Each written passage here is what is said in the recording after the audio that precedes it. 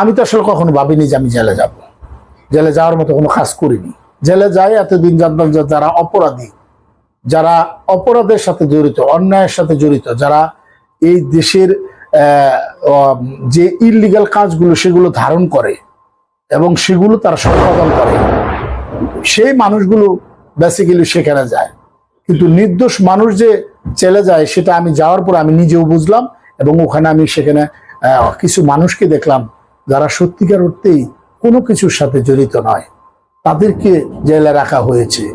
এবং সেটা দেখে খুবই অবাক হলাম যে শুধু একটি সিদ্দিকুর রহমান নয়, সিদ্দিকুর রহমানকে সারা বাংলাদেশের মানুষ পছন্দ করে, ভালোবাসে, সেই জায়গা থেকে সিদ্দিকুর রহমান আসছে।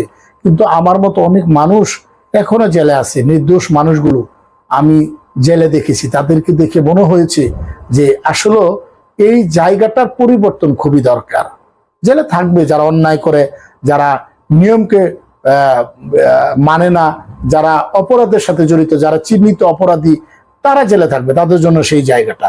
কিন্তু নির্দোষ মানুষের জন্য সেই জায়গাটা হওয়া উচিত না। আমার মনে হয় যে সেই জায়গাটা যদি চেঞ্জ হয় তাহলে দেশের জন্য ভালো, সার্বভৌমত্বের জন্য ভালো, এই ভূখণ্ডের জন্য ভালো হবে।